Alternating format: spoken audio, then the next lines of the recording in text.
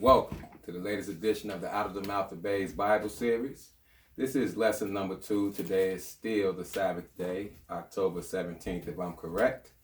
And we're coming at you again with another lesson strictly and directly out of the Bible. For those who don't know me, my name is Brother Brandon, and reading today, I have my son, Brandon Jr. And the title of the second lesson for the Sabbath is Work Out Your Own Salvation. Work out your own salvation. And this is a lesson that the Lord allowed me to put together simply because, I can see just from my interactions with people dealing with the word and dealing with the internet and dealing with, the different ways we interact with one another that, we as servants of God, that's who this lesson is mostly directed toward, those who are trying to serve the Lord and also those who strive to preach the gospel. We as servants, we find ourselves in a careful and almost dangerous situation of, we do what Paul says not to do, and we have the tendency to measure our righteousness based off another's. And that is a dangerous, very dangerous mindset to get caught up in because, for lack of a better word, it's prideful. It's very prideful, and me being at one point in time in a position of authority, something I really wasn't keen on doing, strictly and mostly because, I saw a lot of the hypocrisy in it and the things that, you can get caught up in as far as being an authority figure. I've always tried to pattern myself in the idea of, putting myself on the lower caliber of people. Most people who knows me knows that I don't think much of myself at all. My background and upbringing has taught me that in this walk of life, it is kind of best, like the Bible say, to dwell with the lowly and the ones that, may not be in the best position. Then it is to always, be in the company of those who think high of themselves or may even be in a higher place when it comes to, understanding and education and finances and things of that nature. So I've always shied away from that mindset, and I praise the Lord for giving me the humbleness of thought and the humbleness of upbringing to understand that there's all type of people in this walks of life that we're living in, and that everybody, for the most part, is they are, I would say, not indebted to me or anybody else, but they are indebted to the Lord God. And when you understand that people, no matter who they are or no matter what you think about them, aren't indebted to you, aren't required to live according to your standards or the standards that you put on yourself, but they are required to live according to the standards that God set for each and every one of us. And when you understand that, and especially when you understand that you by far have failed short of those standards, then you would definitely do what the Bible say and work out your own salvation and not be so quick to measure yourselves against others, because that's a dangerous thing to do. Because if we got caught up with that type of mindset and we constantly, was using others' shortcomings to validate our own servitude or our own righteousness, then we're going to come short of the bar ourselves. I've always told people all the time, not too many people in the world today can compare to a John the Baptist or an Isaiah out the Bible or an Ezekiel out the Bible or even a Daniel or Shadrach and Meshach and Abednego. These people are people who have endangered their lives to serve the Lord. And, like Paul said, we have not resisted unto blood. That's not the case today.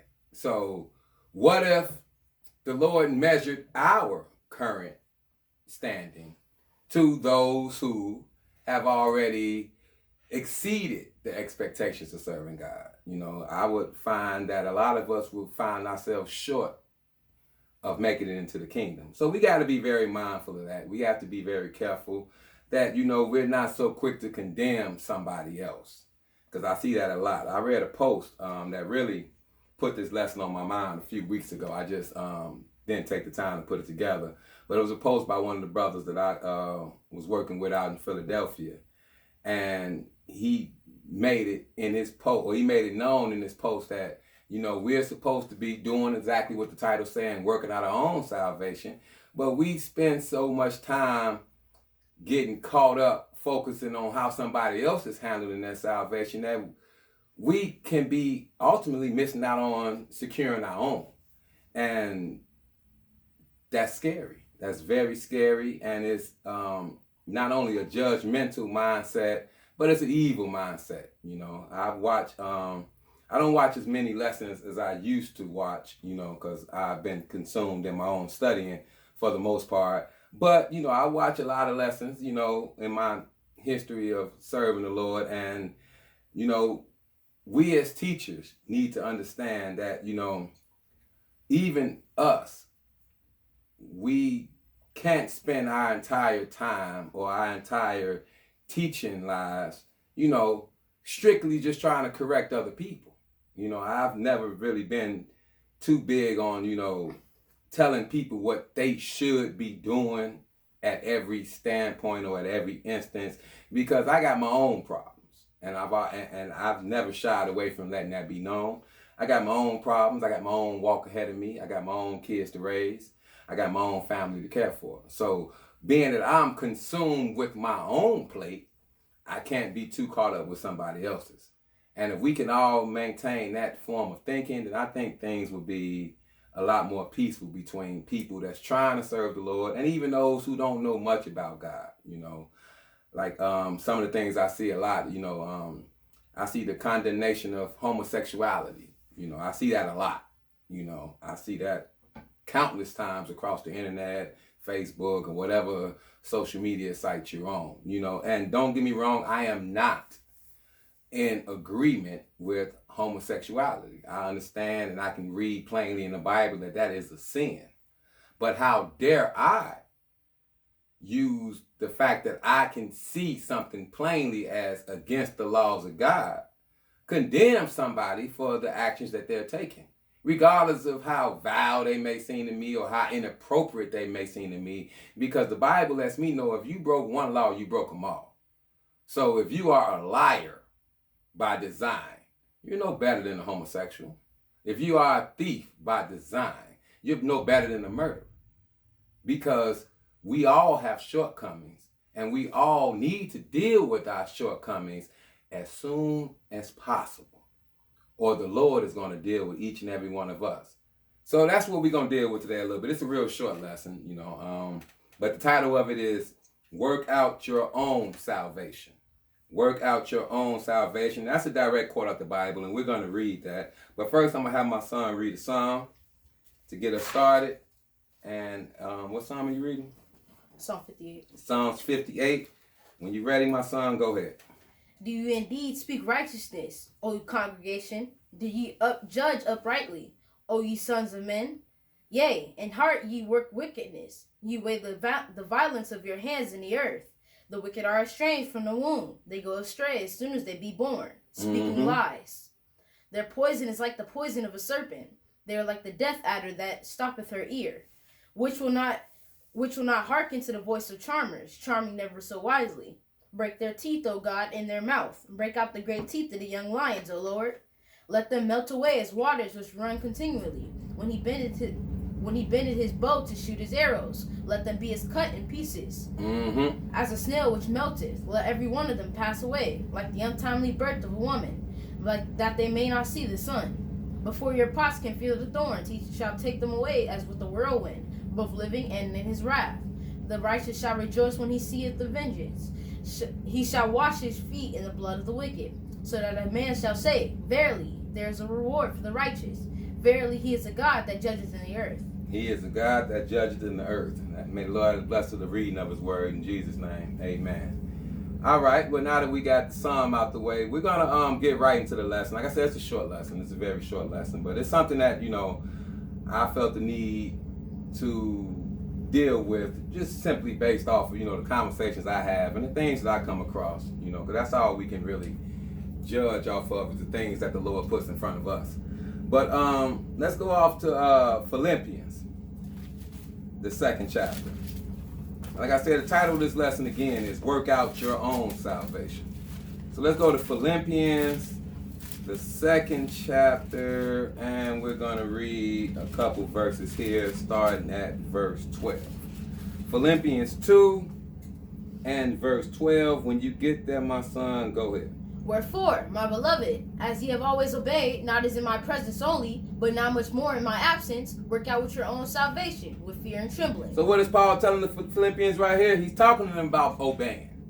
Because at the end of the day, obedience is better than sacrifice. No matter what you feel like you can give to God or give to your neighbor, the Lord requires obedience above all.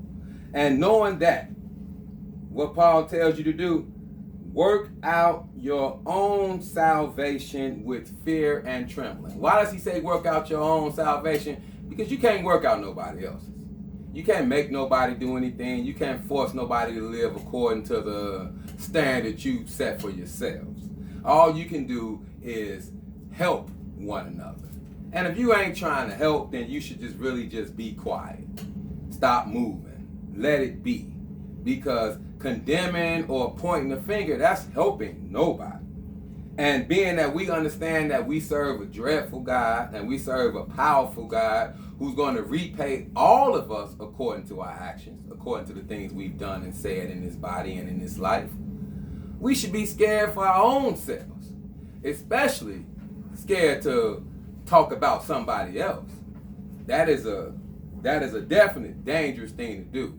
So we need to do what the Bible say and work out your own salvation with fear and trembling. Go ahead, verse 13. For it is God which worketh you in both to do will and to do good and to do of his good pleasure. Because it's God. God is the one that is giving you the opportunity to be righteous. If God didn't want you to be righteous, you wouldn't be righteous. God has made countless people throughout the time man has been on this earth reprobate, made them not able to get on the right path. So ultimately, God is the one that's given us all the opportunity to be in the kingdom of heaven. He's the one doing that. Go ahead. Do all things without murmurings and disputings, that ye may be blameless and harmless. What does he mean without murmurings and disputings? You shouldn't be talking under your breath about somebody else. You shouldn't be readily able to dispute with somebody about something they doing or something they feel or something they even said. We should do all things without murmurings and disputings. Go ahead, verse 15 again. That ye may be blameless and harmless, the sons of God, without rebuke, and in the midst of a crooked and perverse nation, among whom ye shine as lights in the world. Of whom we shine as lights in the world. Because this world is crooked and perverse. This world is prone to point the finger or always point out who the bad guy is or who the bad woman is. That's what this world is doing. This world always finds a way to point out somebody else's downfalls. You see that in every walk of life that you in. But you shouldn't see that among church believers. There's nothing wrong with recognizing an error. But there's even a way you handle an error. And I see, in a lot of cases, people mishandle on the way they deal with errors of other people. And in a lot of cases, I see people give errors to people that, you can't even biblically go find as an error.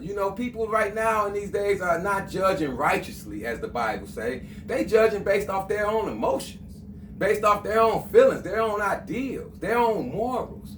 Well, who cares about that? That means nothing in the big scheme of things.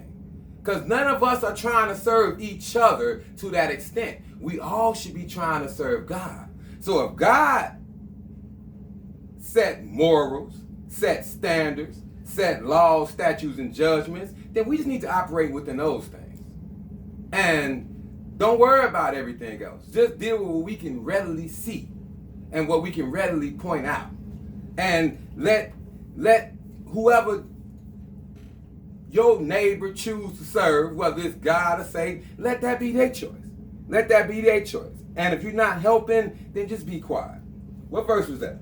Verse 15. Verse 15. You finished that? Yes, we're on verse 16. Nah, we're not reading that. We're going to 2 Corinthians, the 10th chapter. So Paul let the Philippians know that you need to be worried about yourself, in other words. Don't be worried about everybody else, because you got enough on your plate just worrying about yourself. The hardest thing you ever going to do is make it into the kingdom. I promise you that. It's not going to be a cakewalk, and it's not going to be easy. So there's no point in you complicating it any further.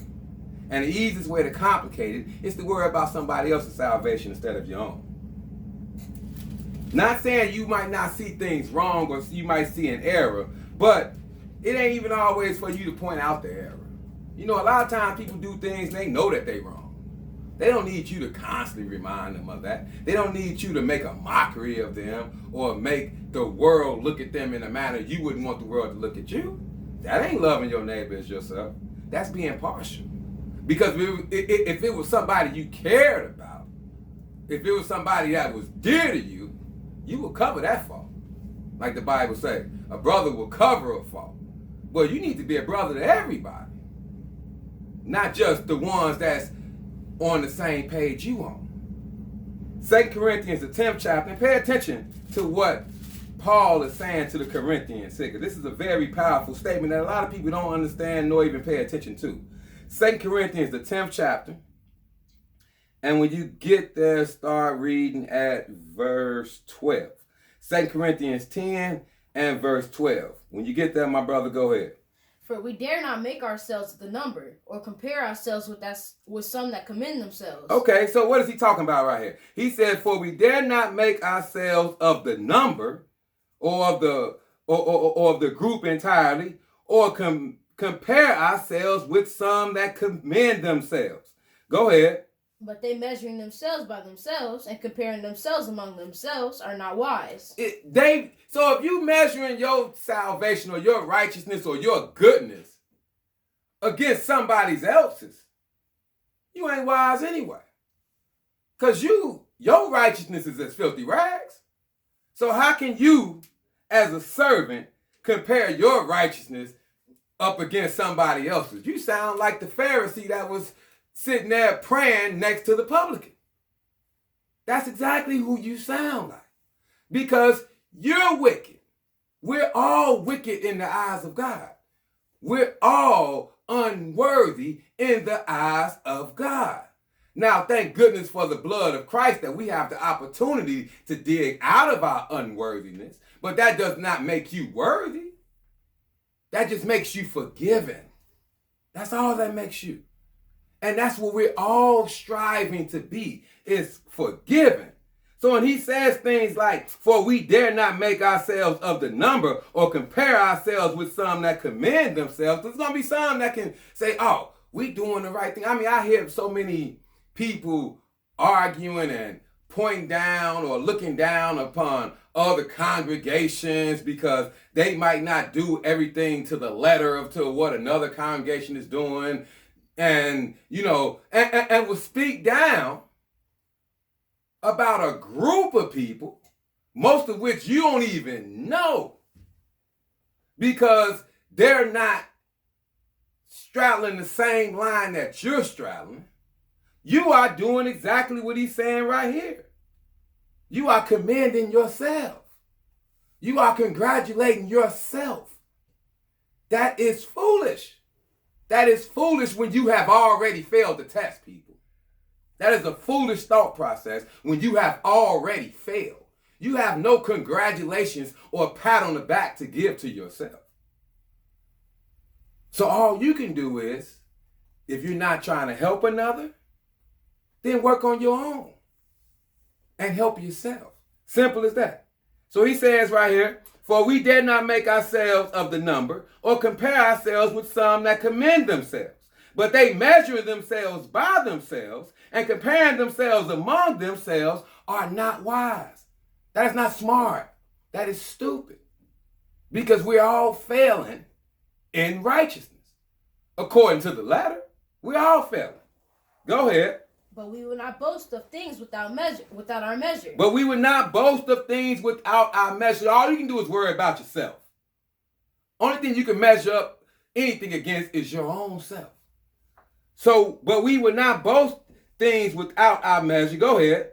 But according to the measure of the rule which God had distributed to us, a measure to reach even unto you. Mm-hmm. For we stretch not ourselves beyond our measure, as though we've reached not unto you. For we are come as far as to you also in preaching the gospel of Christ. Mm-hmm. Not boasting of things without our measure, that is, of other men's labor. You see that? Not boasting of things without our measure. So not worrying about things that you're not necessarily being judged according to, because that's the only measure that you need to be concerned with, the rule in which the Lord is measuring you. That's the only thing you should be worried about. Not boasting of things without our measure, that is, of other men's labors. Because people will boast themselves based off of what another person is doing. Oh, see, I'm happy I don't go to that church because, they don't keep the feast days the same. Oh, I'm happy I don't go to that church because, they ain't such and such, such and such. I mean, I've heard all forms of foolishness. I had a brother come to me recently had something ill to say about one of the top elders I know. I'm not going to speak names, but one of the top elders that I've known, somebody I've been listening to since I was able to sit in a chair. And he had the nerve to sit here and look at me in my face and tell me that elder has fell off.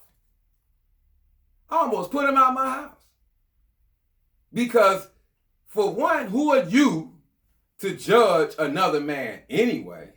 But then you're going to judge somebody who, without him, you wouldn't even know who the Lord is? Now, the Lord could have opened your eyes through another way, but I know for a fact that the little bit you know about God comes from this brother, whether you got it from him directly or indirectly. I know for a fact without him, you would have to taken another path to righteousness, which may not have came. So how dare you, no matter what this brother may feel or no matter what idea this brother may have, speak against somebody who you owe your own knowledge to. But that's what we do. We compare ourselves against another because somebody's practices may be different or somebody's ideals may be different. Well, all you doing is committing sin and getting yourself in hot water with the Lord. So he said at verse 15, not boasting of things without our measure, that is of other men's labor. Go ahead. But having hope, when your faith is increased, that we shall be enlarged by you according to our rule abundantly, to preach the gospel in the regions beyond you, and not to boast in another man's line of things made ready to our hand. Not to boast in another man's line of things. Go ahead. But he that glorieth, let him glory in the Lord. Yeah, don't glory against somebody else or what somebody else may be doing or may not be doing. You glory in the fact that the Lord gave you the opportunity to save yourself. That's what Jeremiah said, and Paul is repeating the same thing to the Corinthians.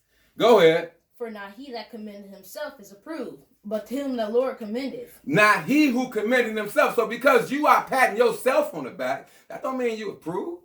Because you feel as if you can point to something somebody else is doing that may be an error in your eyes. Well, a fool is right in his own eyes. That don't make you approved by God. Only one that can approve you to God is God. And whoever you are comparing yourself against or measuring yourself against, remember the fact that they ain't serving you. They ain't trying to serve you, nor should they be trying to serve you. Because serving you ain't going to get them nowhere but the lake of fire anyway. Cursed is the man that put his trust in man and make flesh his arm. That's what the book say. So if he worried about you anyway, then he's on the wrong path anyway. I can care less what nobody think about me. Like one of my teachers been saying recently a lot. He said, you didn't die for me. And I would go even one further. You wouldn't die for me.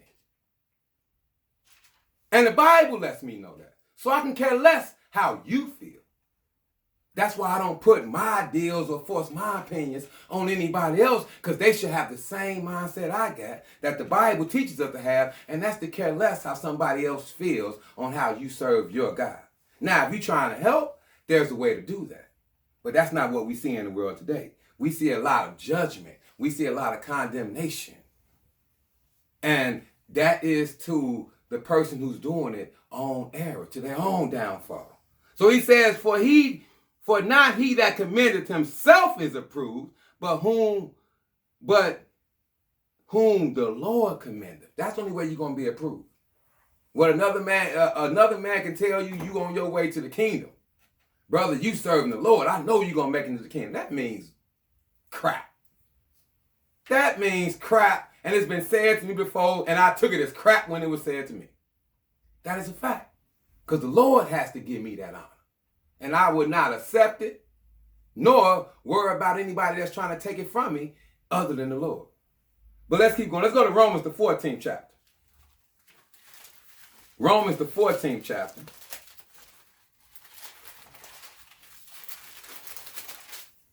Romans, the 14th chapter. And pay attention to what Paul had to say to the Romans here. Romans 14, and when you get there, start reading at verse 4. Romans 14 and verse 4. When you get there, go ahead, my son. Who art thou that judgest another man's servant? Ain't that a good question to ask? Who art thou that judges another man's servant? How are you going to judge another man's servant? He ain't serving you. And what is he talking about right here? He's talking about God. He said, how are you, or he said, who art thou that judges another man's servant? Go ahead. To his own master he standeth or falleth. Yea, he shall be holding up, for God is able to make him stand. Even when you feel like he's wrong, God can still stand him up. Even when you are right about him being wrong, God can still stand him up. And stand him up well above you. See, because you so caught up pointing out his downfalls that you ain't paying attention to the beam in your own eyes we're going to read later. But he started off by saying, who art thou that judges another man's servant? His intention should not be to serve you in the first place. His intention to serve the one and true living God of Israel. Now, if I can do something good for you along the way, so be it. But trust and believe, you are in the back of my mind in comparison to God. And anybody else who's striving for righteousness or striving to make it into the kingdom, put everybody else in the back of your mind. Don't hold man in such high esteem, because the Bible warns you not to do that. No matter what the Lord have done through them, or no matter how prosperous they may look. The book said, I've seen the wicked spread themselves like a green bay tree. So everything that look good ain't good. And your goal should be to serve the Lord to the best of your ability, and not to the standards somebody else set. Because them standards are man-made. The standards that you should be trying to live according to, you should be able to read out this book. If it ain't in this book, if it's not contrary to this book, then guess what? I ain't got nothing to say about it. And in most cases, I ain't got much to say at all anyway. Because like I say, my plate is full already dealing with myself. I understand I am a watchman. I understand the Lord has given me knowledge. He's given me understanding of some of his scriptures. So I'm going to use that to the best of my ability to edify those who care to listen. But if somebody don't care to listen, then I'm not forcing nothing on them. And if I know for a fact that somebody has made up their mind to do a certain thing or live a certain way, then who am I to judge another man's servant? That's between him and his God. And I'm going to see if God allow him to stand, or if the Lord is going to lock him down. But that's not on me to do. That's not my role in this road to salvation. Or that's not my role in this walk that I'm trying to walk with God. I have my own things to do. I have to work out my own salvation. Now let's get a good example of that, because even the Lord compared this with the nations. And back in Ezekiel. Let's go to Ezekiel, the 16th chapter. Ezekiel, the 16th chapter. And this is going to be quick, but it's something I wanted to do because the Lord put it on my mind a few weeks to deal with it. I just, had other things that I felt like teaching in spite of this. But we ain't got nothing to do on the Sabbath. The sun is still up a little bit, so we can get it in as we can. Ezekiel, the 16th chapter, And when you get there, start reading that verse 1. Ezekiel 16 and verse 1. When you get there, my son, go ahead. Again, the word of the Lord came unto me, saying, Son of man, cause Jerusalem to know her abomination, and say, Thus saith the Lord God unto Jerusalem, Thy birth and thy nativity is of the land of Canaan. Thy father was an Amorite, and thy mother was a Hittite. Okay, so I just read that just so we know who the Lord is talking about. And he's talking to the nation of Judah, which is the southern kingdom of Israel. But at the same time, skip down to verse 45 and keep going. Verse 45 and keep going. Thou art thy mother's daughter. Thou loathest her husband and her children. And thou art the sister of the sisters, which loathed their husbands and their children. Your mother was an Hittite, and your father was an Amorite. Okay, so he's talking about the nation of Judah, and he's telling, and he's showing the hatred that they have for one another, even the Lord. You know, and you show that hatred by your actions and the things that you do and say. So that's what he said, that loathed her husband and her children, and thou art the sister of thy sisters, which loaded their husbands and their children. Your mother was an Hittite and your father was an Amorite. Still talking about Judah. Go ahead. And thine elder sister is Samaria, she and her daughters that dwell at thy left hand, and thy younger sister that dwelleth at thy right hand is Sodom and her daughters. Mm-hmm. Yet hast thou not walked after their ways, nor done after their abominations. But as if that were a very little thing, thou was corrupted more than they ought in all thy ways. Okay, so he's talking about the nation of Judah that was obviously so quick to look down on Sodom and the northern kingdoms because they had got caught up in wickedness prior or to a faster timetable than the southern kingdom did. But in the big scheme of things, or ultimately I should say, Judah ended up doing worse in the eyes of God. That's what he's saying right here. He said, Thy elder sister is Samaria, she and her daughters that dwell at thy left hand, and thy younger sister that dwelleth at thy right hand is Sodom and her daughters. Yet hast thou not walked after their ways, nor done after their abominations, but as if it was that were a very little thing, thou wast corrupted more than they in all thy ways. So that's what we got to make sure that we ain't doing. Yeah, they was able to look at this northern kingdom of Israel and be like, oh man, they caught up in idolatry. Oh, they caught up in all type of, witchcraft or all type of fornication. And they did get caught up in that quicker than the southern kingdom did. But according to the Lord, the southern kingdom of Judah excelled them in foolishness. They excelled them in foolishness. Go ahead. What verse you at? I think I was. Verse 48. As I live, saith the Lord God, Sodom thy sister hath not done. She nor her daughters as thou hast done, thou and thy daughters. Mm-hmm. Behold, this is the iniquity of thy sister Sodom. Pride, fullness of bread, and abundance of idleness was in her and in her daughter. Strengthened the hand of the poor and needy. Mm-hmm. And they were haughty and committed abominations before me. Therefore I took them away as I saw good. Mm-hmm. Neither hath Samaria committed half of thy sins. You see that neither hath Samaria committed half thy sins. Go ahead. But thou hast multiplied thine abominations more than they, and hast justified thy sisters on all thine abominations which thou hast done so. Okay, so obviously the nation of Judah, which when they were still trying to serve the Lord, they had maybe some cause to look at the other nations like Sodom or look at the nations of Israel more or less and be like, you know what, we can't do what they doing. But they had no right to look down on them or hate them because when it came time, they ended up sinning way worse. Go ahead.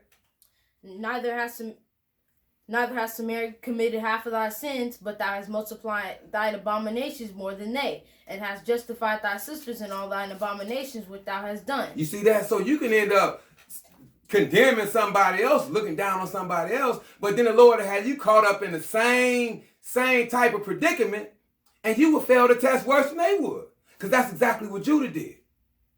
The Lord put them up against the same temptation, up against the same devilish practices, and they was way worse.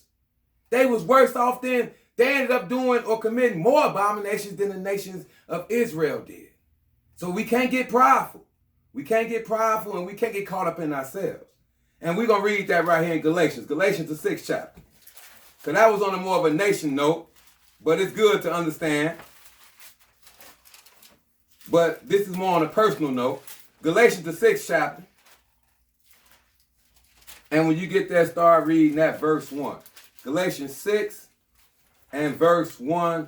When you get there, go ahead. Galatians the 6th chapter and verse 1.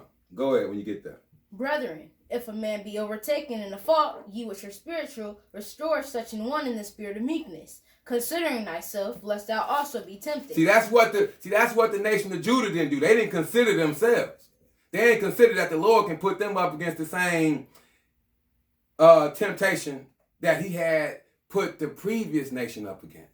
So that's what he's telling you now on a more personal level. If you see somebody overtaken in the fault, you try to help him. Because the Lord can turn the tables on you at any moment. And you will find out how hard some tests are to pass. Just because you haven't dealt with that, like the old saying is, you only tough as what you come up against. You don't know what somebody else has been up against. You don't know what type of background or lifestyle somebody has been forced to deal with throughout their little lives that they've been living. So who are you to take a decision or action that they made, not knowing the history behind their mindset or their way of thinking, and compare it to your own? That is a wicked way of thinking. And the Lord said he will get you. Go ahead. Bear ye one another's burdens, and so fulfill the law of Christ. For if a man think himself to be something when he is nothing, he deceiveth himself. He said, for if a man think himself to be something when he is nothing, he deceiveth himself. So we are all nothing. See, that's why there ain't no reason or no claim to be pointing or looking down on anybody else and how they serving the Lord. Because you ain't nothing. You done messed it up already. Go ahead.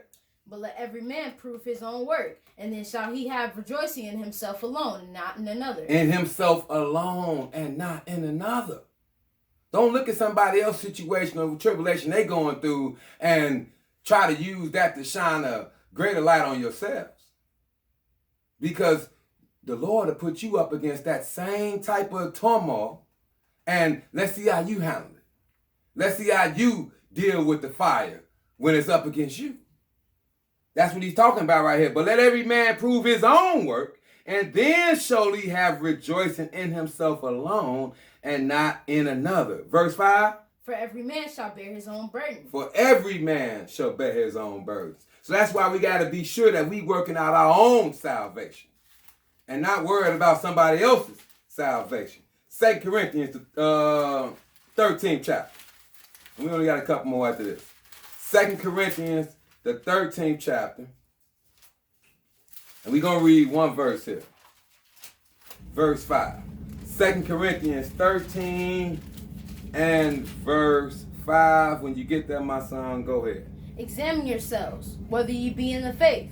Prove your own selves. Know ye not your own selves. He said, prove your own selves. Know ye not your own selves. Don't be examining nobody else. See, you wasting time. That's what the brother Philly put on. He said we supposed to be examining ourselves, but we so busy examining other people. See, that's a problem. See, you measuring yourself against somebody else, and that is not wise, as we read in Corinthians already. You don't measure yourself against somebody else. You measure yourself against yourself. So he said, examine yourselves whether ye be in the faith. Prove your own selves. Know ye not your own selves. Go ahead. How that Jesus Christ is in you, except ye be reprobates? That you got to be willing to do. Let's go to Luke, the 6th chapter. Luke, the 6th chapter. Luke 6. And when you get there, start reading at verse 41. Luke 6 and 41. And just pay attention to what Jesus said right here. Luke 6 and verse 41. When you get there, go ahead. And why beholdest thou the mote that is in thy brother's eye, but perceivest not the beam that is in thine own eye? And that's what you do when you so busy examining somebody else. You're not taking the time to examine yourself. You're not looking in the mirror. You're looking through the window at somebody else's downfall, at somebody else's trials and tribulations, and not realizing that you got bigger fish to fry in your own life and in your own lifestyle and mind and actions. So that's what he's talking about right here. He said, and why beholdest thou the mote, which is a small thing, that is in thy brother's eye, but perceivest not the beam that is in thine own eye? See, you're going to cover up your beam. You're going to act like your beam don't exist. But that ain't that don't make it non-existent because you don't want to tell everybody. But you can openly politic and conversate about somebody else's motive. But you gonna keep your beam to yourself. You gonna cover that.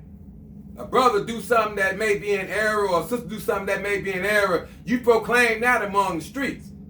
But let's talk about some of the foolishness you done did. Let's talk about some of the wicked ways you done practiced in your past. Bring some of that up. You ain't gonna do that though. You ain't gonna do that. You gonna hold that to your chest. You gonna cover that. Well, we gonna read the scripture about covering that. Keep going. Either, how canst thou say to thy brother, Brother, let me pull out the mote that is in thine eye, when thou thyself beholdest not the beam that is in thine own eye? Mm-hmm. What he said to him? Thou hypocrite. Thou hypocrite. Go ahead. Cast out the first beam in thine own eye, and then thou shalt see clearly to pull out the mote that is in thy brother's eye. Mm-hmm. So deal with your own situation. Work out your own salvation first. Get yourself on the right path. And then maybe you may be able to help somebody else. Maybe. Back up to verse 36 and keep reading up. Be ye therefore merciful, as your Father also is merciful. And that's not being merciful, pointing out everybody else's downfalls.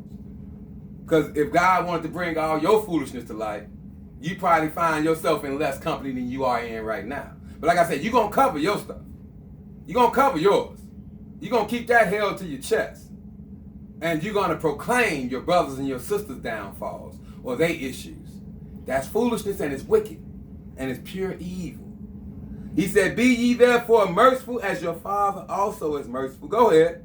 Judge not, and ye shall not be judged. Condemn not, and ye shall not be condemned. Forgive, and ye shall be forgiven. Mm-hmm. Give, and it shall be given unto you. Good measure, pressed down, and shaken together, and running over, shall men give into your bosom. For with the same measure that ye meet withal, it shall be measured to you again. So with the same standard you setting for somebody else, you better make sure you uphold that standard. And you better make sure you've upheld that standard your entire life. Because if you have fell short of that standard at any point in time, you have no cause to talk about somebody else. And we've all done that. But like I said, we cover our stuff though. We cover our stuff to the best of our ability and speak ill about somebody else's. And that's a grave mistake. Let's go to Proverbs, the 28th chapter. Proverbs, the 28th chapter. And we're going to read one verse here. Verse 13. Proverbs 28 and verse 13. When you get there, read it. He that covereth his sins shall not prosper. You see that? He that covereth his sins shall not prosper. See, you're going to cover yours. You're going to keep your stuff under wraps. You'll claim that a brother or sister are in error when you have done far worse things in time past. And are seeking forgiveness, but will condemn somebody else to the point of no return. That is evil. So he said, he that covereth his sins shall not prosper. Go ahead. But whoso confesses shall forsake them. And Read that again. But whoso Start it all over. He that covereth his sins shall not prosper. Mm-hmm. But whoso confesseth and forsaketh them shall have mercy. He that confesseth and forsaketh them shall have mercy. Not confessing somebody else's sins. You don't get no mercy on that. Why don't you try confessing some of your own? Stand in front of a crowd of people and talk about your own selves. Talk about your own background. Talk about your own issues. Talk about your own shortcomings. You won't do that though. You won't do that under no circumstance. Just shut up about somebody else's. Just shut up about somebody else because you're not going to confess your own. And you're not going to prosper in the big scheme of things anyway. Because that's what the book says. Let's go to 1 Corinthians, the 4th chapter, and this be it. Now, this is a short lesson, but this is just something that we all got to be mindful and fearful of.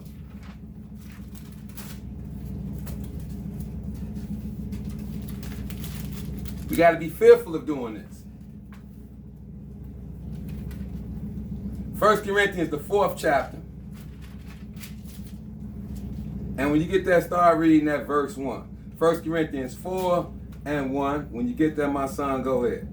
Let a man so account of us as of the ministers of Christ and stewards of the mysteries of God. Stewards mean you just babysitting. It ain't yours. Go ahead. Moreover, it is required in stewards that a man be found faithful. But what did Paul have to say about that? Go ahead. But with me, it is a very small thing that I should be judged of you or of man's judgment. Yea, I judge not mine own self. Yeah, because the Lord is ultimately the judge. So if somebody got something bad to say about you, or they pointing the finger at you, or making you feel as if you are unrighteous in any form or way, you know, you take the rebuke, you take the correction for what it is, but to hell with that person. Because they got their own problems that they ain't going to admit to nobody. But the Lord is going to show it. Go ahead. For I know nothing by myself, yet am I not hereby justified, but he that judges me is the Lord. Therefore, judge nothing before the time, until the Lord come. Until the Lord come. And what would he do when he come? Who both will bring to light the hidden things of darkness, and will make manifest the counsels of the heart. Oh, he's going to bring everything to light. So those who are covering their sins and quick to proclaim somebody else's, don't worry. Your stuff going to show soon enough. Go ahead. And then shall every man have praise of God. And shall every man have praise of God. So that is, work out your own salvation. And I hope you guys got some understanding in the name of Jesus. Till next time. Peace.